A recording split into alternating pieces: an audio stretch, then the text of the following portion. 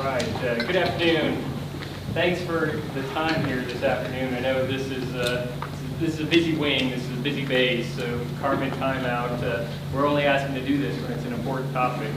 And the Chief and I really wanted to spend some time on this, the resiliency tactical pause. And it's something that Chief Staff of the Air Force in Gulfing, the Chief Master Sergeant of the Air Force, Chief Wright, they have directed this for the entire Air Force to take a look at this, and because of some trends that we're seeing. And wanted to start off with the video here on red, right? Anybody seen that before? It's been out a little bit, but I like it because I think we've all been red, that lion, at one point, right?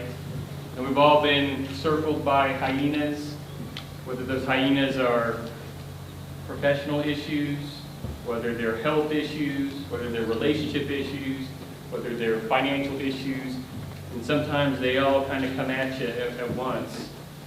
And for those who are lucky, they have that other lion, that Tartu, that wingman, that person who comes and lends a hand. And so we wanted to show that to kind of set the stage here, because what we're finding in the Air Force right now is that we're at a troubling trend with how our airmen are doing across the force. Chief, I'll turn it over to you. So this number 78. I'm sure you've all seen the videos Chief Master Sergeant of the Air Force put out. That's 78 suicides across our Air Force. You know, think about that. You know, last night when I was walking around at the National Night Out, I talked to many families. You know, I asked a lot of these families where they were from, where they went to school at. One of the things that I heard multiple times was that people graduated high schools with less than 78 people in their graduating class. Think about those numbers, 78, that's significant. You know, we're talking about probably the first 5 rows of this auditorium. We're talking about, you know, larger than some squadrons. You know, larger than a lot of our college classrooms. That's a significant number, 78. 78 people who felt absolutely hopeless. 78 people that felt they could not get out of the situation that they were in.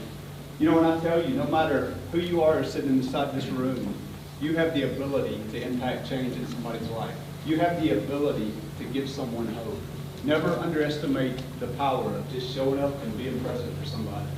You know, just showing up and being there for somebody can be the difference maker. It can be the difference that gives someone the hope that they need to power through something they're going through.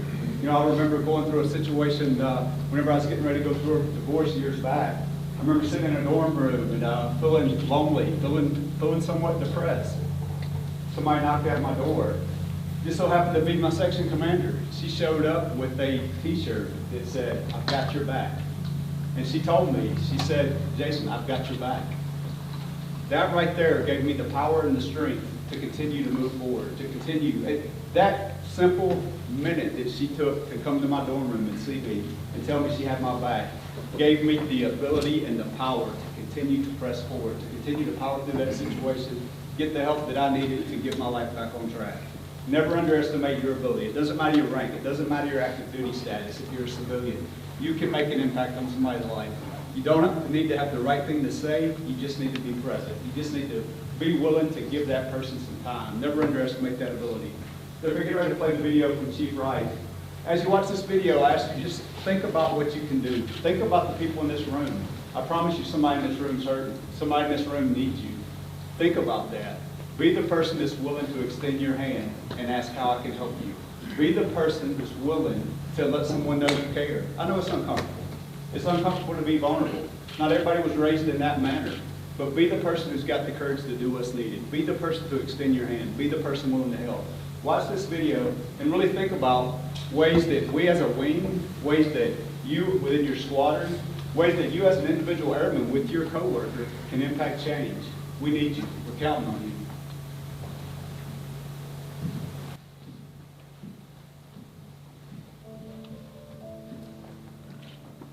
Our teammates are taking their own lives. We lose more airmen to suicide than any other single enemy, even more than combat. 78 of our brothers and sisters have given up on life this year alone. 78. That's 78 teammates, that's 78 wingmen, that's 78 spouses, that's 78 brothers and sisters and sons and daughters, 78. Who couldn't find a single reason to keep going. That's 28 more than this time last year. If we don't do something, we could lose up to 150, 160 airmen in 2019. We can't let this keep happening. This is our problem. And we have to dedicate ourselves every single day to building strong and healthy airmen, supporting and engaging teams, and cultures of trust and respect to help keep these airmen hopeful, to give them an opportunity to thrive in this great Air Force. That's why General Goldfein has directed this resilience tactical pause, a break in the daily grind so that we can focus on our airmen and their well-being. Now, this is not a one-day effort to check a box. This is the beginning of a much-needed dialogue between airmen, command teams, helping agencies, and frankly, our entire Air Force. We have to get this thing turned around. This is your day, so make it your own. We won't tell you what to do, we won't tell you how to do it. You know best what your teams need. Use the resources that we've made available to you, but make it personal, make it about them, all of them.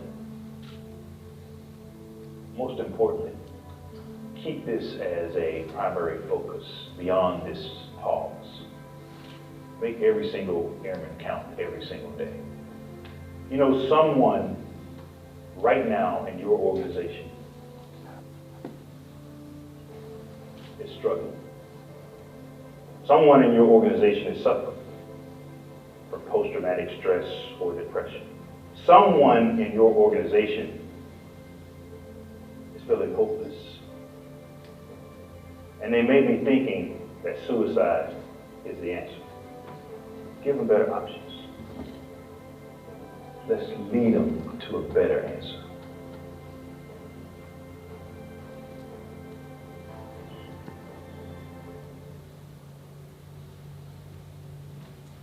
I always appreciate hearing Chief Wright talk, the value of what he says and the message he gives. I just want to highlight a couple of things that I took away from his video. First and foremost, this isn't, as he said, this isn't a one-day event. This isn't a one-day check the box. In fact, today, there is going to be zero training on this. This is just, these all calls are our ability to put some focus on it, to kind of chart a broad way forward. And as Chief Wright said, this is a discussion that we're going to need to have going forward, involving the command teams, involving the helping agencies, and involving you here as the airmen of Team Fairchild. Okay, the Chief and I met with the squadron leadership teams earlier today, the squadron commanders, the superintendents, the shirts, to kind of discuss the broad outlines. And this will be executed at the squadron level. That's where things happen in the Air Force, as we know. And we'll provide support at the wing. But it will be, like I said, a long-term. You'll see some of these initial actions, but long-term, we need to keep the focus on this.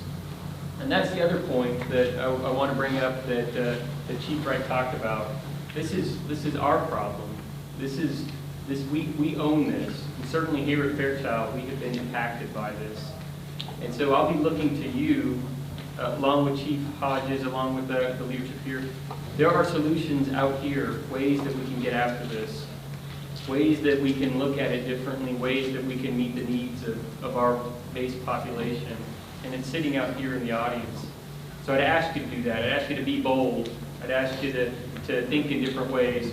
Earlier this week, I had the opportunity to sit in with the Senior NCO Professional Development, and I took a question from one of our members who's going to promote to staff or to Master Sergeant here shortly. And he said, hey, how can we get away from the cookie cutter approach that we tend to take to these kinds of events? And I think that was a great question. I think those are the kinds of questions we need to be asking. So how do we move from hopeless to hopeful? How do we increase this connection? How do we get after this? I'd ask that as we go forward with this broad tactical pause, that's what we put our focus on. And we're here to help.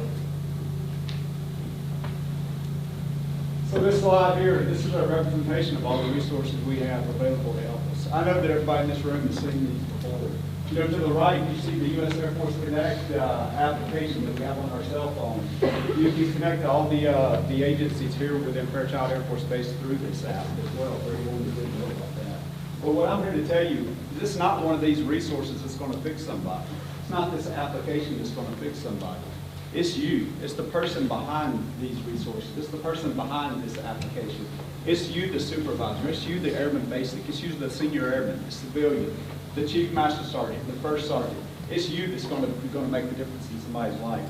You know, think about ways that you can connect your teammates to these resources. You know, the frontline supervisor, think about ways that you can actually take your airmen, you know, show them where these resources are at. Show them how to contact these resources. Introduce them to the POCs that work at these locations. You know, the more familiar that your teammates get with these people that work in these key locations, the more comfortable they'll be to approach them and actually use them, these agencies. You know, but think about you, the individual, and think about what you can do. You know, you get smart on these resources. Use the tools that you learn from these resources to help your wingman. Be the person that's there for the person next to you.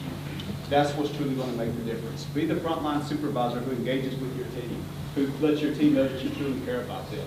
You know, I'm here to tell you as your command chief, I truly care about each and every person inside this room. And if you need anything from myself, from Colonel Salmi, I'm telling you, we're committed to it. We talked to all your first sergeants, commanders, and chiefs this morning. One thing that was very clear to me when I walked out of that room, they are committed to you. Yes, we're all busy, but none of us are too busy to take care of you. Have the courage to let us know how to help you. If you're hurting, have the courage to reach out and talk to us. Have the courage to reach out and let someone know that you need help. I'm telling you, we're committed to you. Your teams care about you, and we want to do everything we can to take care of you. 100% agree with what the chief says there, and key in on have the courage to ask for help, have the courage to be bold. I think our last video here that we'll highlight will speak to this point exactly. Coming from a small town, I transitioned into the Air Force not knowing a lot about the world. It didn't take long for me to have struggles. I got to what I felt as a 19-year-old kid that was something that I couldn't control. I felt helpless. I felt as if, you know, the things that I was facing, I couldn't tell anybody, I couldn't trust anybody. And as someone who wanted to join the Air Force because I needed security, I needed a job, my biggest fear that if I said something, that they were going to take away my security, they were going to take away my job. I struggled to the point where I was on the phone one night telling my mom that I was about to kill myself. I could not take it anymore. I could not take it. That night, I don't know what would have happened that night, but someone inserted themselves in my life. That individual that night was actually a first sergeant who was just walking through the dorms on a check-in. Changed the entire trajectory of my life. They saw that I was in crisis and could have chosen 1,000 words that night, but it was, how can I help you? And he listened. And I didn't get out of crisis that night, I didn't get out of crisis the next night, and I didn't get out of crisis the next night. But guess what? That person was there that night, the person was there the next night, and the person was there the very next night. I would credit that individual for pretty much showing me how to be confident in myself and to build the resiliency in myself to believe that I can achieve things that were difficult, that I can do things that mattered, and I can get through tough situations. We have great programs in the United States Air Force, but at the end of the day, it will not be a program. It will be the human behind the program that will fix this. For us not to only solve the issue of anxiety, depression, and suicide in our ranks, but it will get us in a position of trust. We can build a tribe of people at all levels of our ranks and our formations, and that's what we have to do. That's trust. That's resiliency. I think there are two people that I'm really impressed with in that video. One is Chief Simmons for having the courage to talk about that and make himself vulnerable. Then second is certainly the unnamed shirt who was going through and just asked that simple question, how can I help? And that's ultimately what we're saying with this tactical pause as we go forward. We want you out there to help us answer that question. How can we help? How can we help at the flight level, the section level, the squadron level, up here through the wing level? I'd ask you just put some thought to that because it matters and you can make a difference. We've seen stories of impact up here. For being realistic, there's hyenas out there, right? There's packs of hyenas and they're always circling, looking for that vulnerability. So let's keep them at bay here. Let's make sure that we are working together to get some of these solutions. That's what this campaign will be going forward. Chief and I are asking for your help. Again, thank you for the time here. Thank you for everything that you do each and every day to care for airmen and to execute the mission here at Team Fairchild. It's truly an honor to serve with you. Thanks for your time here.